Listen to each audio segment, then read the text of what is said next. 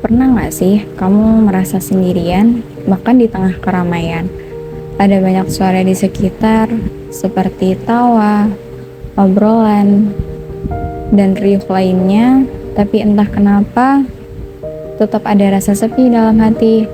Kadang, kesepian itu bukan tentang keadaan, tapi tentang perasaan yang nggak pernah benar-benar bisa dilihat dan nggak pernah benar-benar bisa dimengerti. Di depan orang lain kita bisa tersenyum dan bercanda, tapi begitu sendiri, semuanya hening, sepi, sunyi. Rasanya kesepian seperti bayangan yang selalu mengikuti, bahkan saat kita berusaha lari darinya. Tapi sebenarnya, kesepian itu nggak selalu jadi musuh. Kadang dia datang untuk mengingatkan bahwa kita masih punya ruang dalam diri yang belum tersentuh. Ruang yang minta didengar, dipahami, dan dipeluk. Nggak semua pertemuan harus ramai atau penuh tawa. Kadang, cukup dengan satu orang yang bisa dengerin tanpa menghakimi, hati bisa terasa lebih ringan. Bertemu teman bukan hanya soal bermain atau tertawa bersama, tapi tentang merasakan bahwa ada orang lain yang benar-benar hadir untuk kita.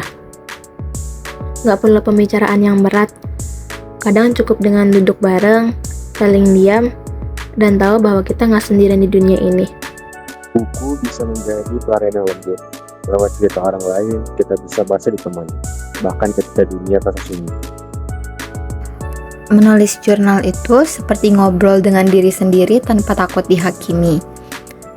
Kadang dari situ kita sadar, ternyata banyak hal yang ingin kita pahami, bukan hanya tentang dunia, tapi tentang diri sendiri.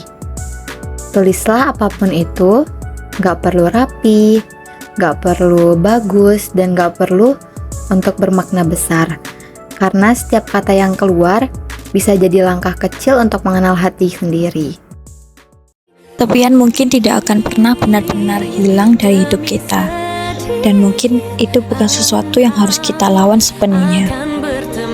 Ada kalanya, kesepian hadir bukan untuk menghancurkan, tetapi untuk mengajarkan bahwa ia mengingatkan kita akan arti kehadiran, kehangatan, dan keterhubungan yang selama ini mungkin kita abaikan.